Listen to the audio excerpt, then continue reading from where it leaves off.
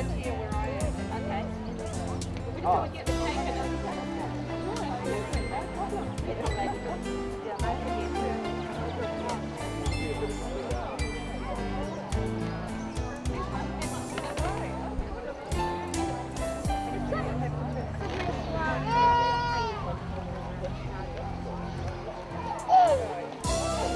it round, George. Turn it round to the side.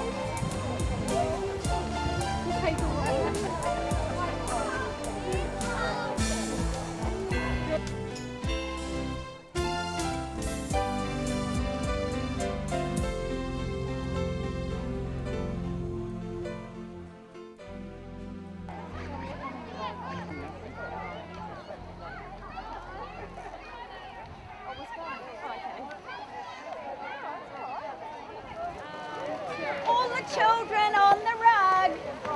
You can go and sit down there by Erin, huh?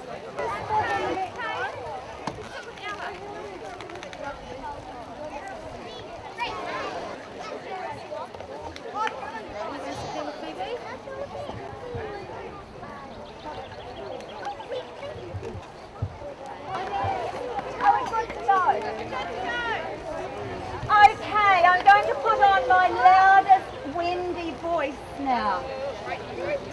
If adults want to sit down, the grass is a bit damp, but we're only going to be 5 minutes, so. Any more children up the front?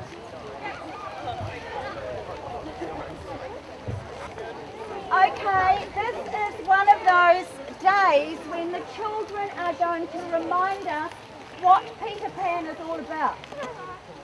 Somebody told us earlier on when we started that Peter Pan's philosophy on life was never grow up. Never grow up.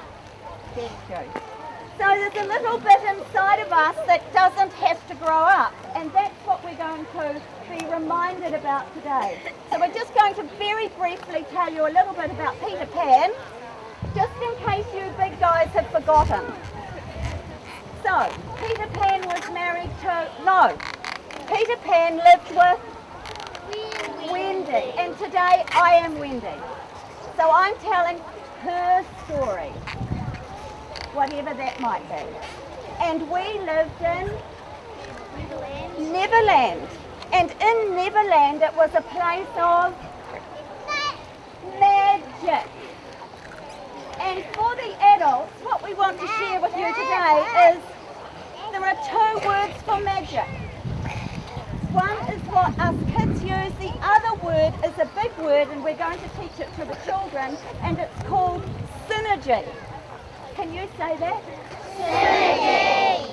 That is the word for magic. It's that thing that you can feel but you can't actually see.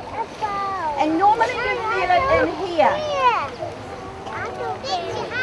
In your heart, yeah. And you know, kids, you know those days when you've had a really, really great soccer game and as if by magic you just win easily? You know those days when you've been out playing and Mum says, come inside and have a tea, and you go, can it be tea time? No, we both inside out. That's called magic. Or adults might call it synergy, when everything just happens easily. Right, so Peter Pan and Wendy lived in Neverland, which was full of magic, or synergy, until one day what happened? Who came? Captain Hook came and took me to the pirate ship. Can you imagine how I felt? Scared, sad, lonely, terrified. And what did he say? What did he say? Walk the plank. The water was deep and cold, and I thought it was full of... So I was walking very, very carefully, and I heard a little voice, and it said, feel free and you will fly. And it was Peter, and I thought, why not? So I put my arms out, let me see. Flap, flap, flap, flap, flap. And as if by magic, we flew and flew. And when I looked around beside me, who should be there but Peter Pan?